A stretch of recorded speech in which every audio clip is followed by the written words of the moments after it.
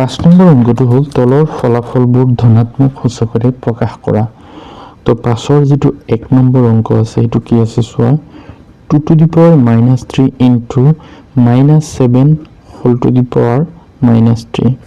তো যেহেতু আমি ইয়াৰ ইয়াতবিলাকক ধনাত্মক হিচাপে প্ৰকাশ কৰিম তো আমি কেনেকৈ কৰিম চোৱা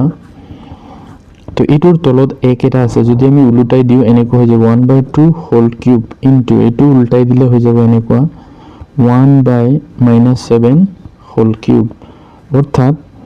যেহেতু দুইটাৰ পাৱাৰ একেই আছে তে আমি এনেকুৱা এটা সূত্ৰ পাইছিলো যে পাৱাৰ যদি একেই থাকে ভিতৰৰ কেইটা একেলগে পূৰণ কৰি দিব পাৰো অৰ্থাৎ 1/2 into এই মাইনাসটো আগত দি দিলে হল 1/7 whole cube তো মাইনাস থাকিব আৰু 2 7 গুণ 14 ওপৰত থাকিব 1 whole cube অৰ্থাৎ পাৱাৰটো কি হৈ গল ধনাত্মক হৈ গল। তাৰ পিছত যেটো আছে 2 নম্বৰ যে -3 whole to the power -4 into 5/3 whole to the power -4 তো ইয়াতো আমি যদি চাও তো এই মাইনাস পাওয়ার আছে গতিকে এটোৰ তলত 1 এটা আছে উল্টাই দিলে হৈ যাব 1/3 whole to the power 4 যেহেতু এটো যুগ্ম সংখ্যা হয় এই মাইনাসটো কি হৈ যাব প্লাস হৈ যাব ইনটু এটো উল্টাই দিলে হৈ যাব 3/5 whole to the power 4 তো এতিয়া চোৱা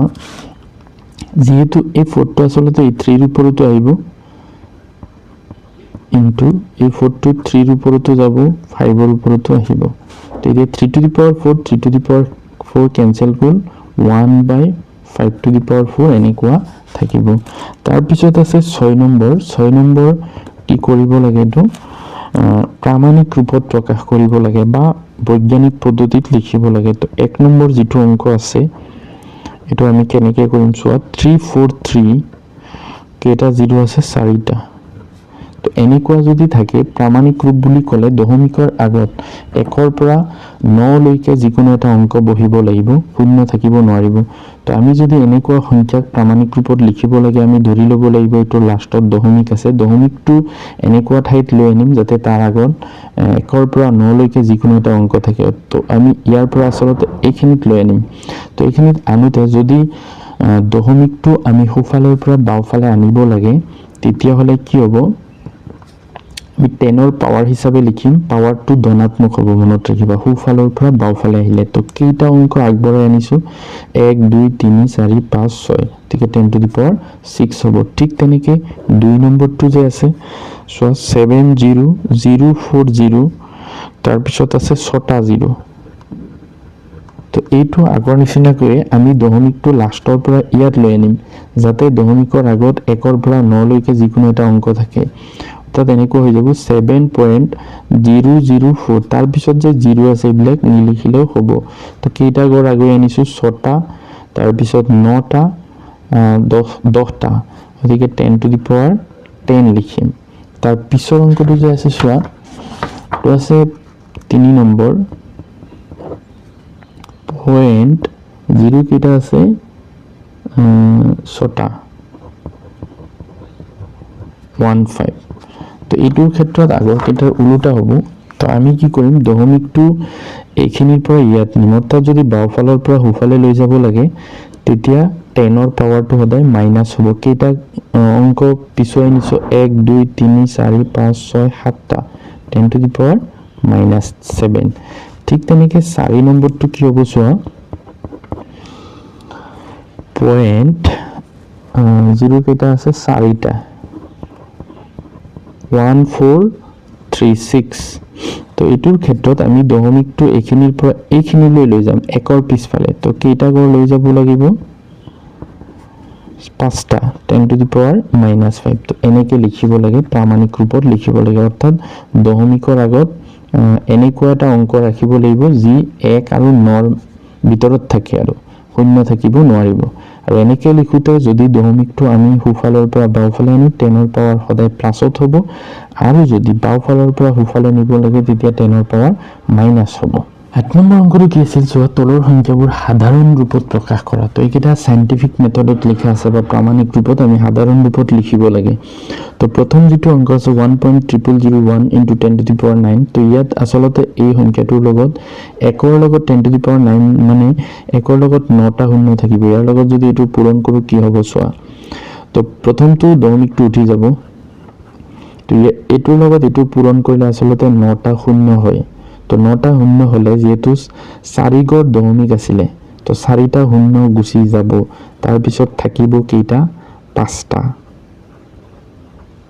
এইটো হ'ব ইয়াৰ সাধাৰণ ৰূপ বা আগৰ নিচিনাকৈ যদি যোৱা মই কৈছিলো যে যিকোনো সংখ্যাৰ লাষ্টত দশমিকটো থাকে যদি দশমিক মাজত নাথাকে তো আমি প্ৰামাণিক ৰূপত লিখিলে ইফালে আহে তাৰ পিছত এইটো যদি আমি ইয়াত লৈ আনো যেহেতু 9টা গড় হ'ব 10 to the power 9 তাৰ পিছত এইটো চোৱা যেহেতু পাৱাৰটো কিহত আছে মাইনাসত আছে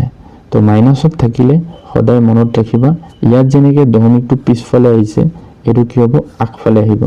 আসলতে 10 to the power 6 এৰে এইটো হৰণ কৰা বুজাব হৰণ কৰা হলে দশমিকটো 6 গড় আগুৱাই আহিব 6 গড় আগুৱাই আহিলে ইয়াত যেহেতু এটা গড় আছেই আৰু 5টা শূন্য আহিব আগত 302 এনেকুৱা হৈ যাব এইখিনিত আহিব এইটো 6টা শূন্য মানে 6 গড় আগুৱাব লাগিছিলে এটা 3ৰ কাৰণে ইয়াত আহিছে বাকি 5টা শূন্য বহিছে তাৰ পিছৰ অংকটো চোৱা কি আছে যে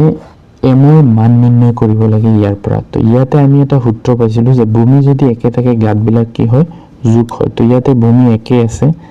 -3 গতিকে m + 1 + 5 হ'ব ইফালে -3 হোল টু দি পাৱাৰ 7 ওপৰত যদি আমি যোগ কৰি দিও m + 6 হৈ যাব আৰু -3 হোল টু দি পাৱাৰ 7 হ'ব তাৰ পিছত ভূমি যদি একে থাকে ঘাতবিলাক আমি সমান সমান লিখিব পাৰো তো m + 6 = কি লিখিব পাৰিম 7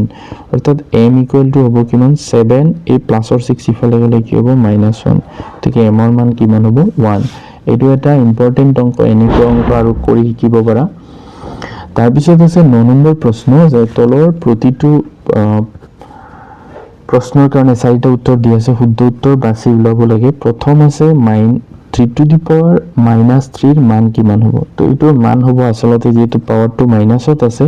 উলুটাই দিলে হৈ যাব পাৱাৰ প্লাসত হৈ যাব 1/3 কিউব তো এইটো অপচনত আছে 3 নম্বৰত গতিকে অপচন 3 টো হ'ব শুদ্ধ বি নম্বৰ প্ৰশ্নটো আছে 2/3 হোল স্কয়াৰৰ মান কিমান হ'ব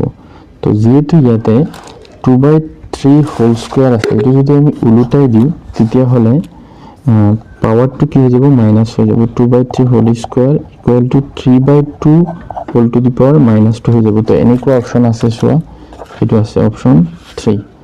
তাৰ পিছত সি নম্বৰ আছে 2/3 হোল টু দি পাৱাৰ 4 ৰ মান কিমান হ'ব ইয়াতে এই মাইনাসটো আসলতে প্লাস হৈ যাব 2 টু দি পাৱাৰ 4 মানে কিমান হ'ব 2 যদি 4 বাৰ পূৰণ কৰা 16 আৰু 3 যদি 4 বাৰ পূৰণ কৰা কিমান হ'ব চাবা 81 তো এইটো হৈ যাব 16/81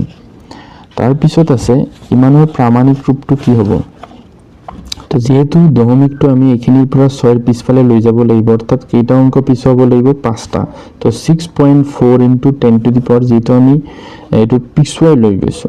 অৰ্থাৎ বাওফালৰ পৰা হুফালে লৈ গৈছো তো পাৱাৰটো কি হ'ব -6.4 * 10 to the power -5 হ'ব এইটো হ'ব উত্তৰ তাৰ পিছত ইমানৰ মানটো হ'ব তো এইটো যদি পূৰণ কৰো যেহেতু পাৱাৰটো মাইনাসত আছে তো আমি জানো দশমিকটো আগুৱাই আহিব তো যেহেতু 10 to the power 5 আছে বা -5 আছে 5টা গড় আগুৱাই আহিব কিন্তু 2 থকাৰ কাৰণে এইটো এক গড় গুচি যাব আৰু 4টা গড় আগুৱাই আহিব তো উত্তৰটো হ'ব এনেকুৱা এইটো 0.40203 তো এইটো হ'ব শুদ্ধ উত্তৰ 2 নম্বৰটো তো এইখিনি আছিল গুৰুত্বপূৰ্ণ প্ৰশ্ন উত্তৰ কিটা ভিডিওটো ভাল লাগিলে লাইক এটা কৰি দিবা থ্যাংক ইউ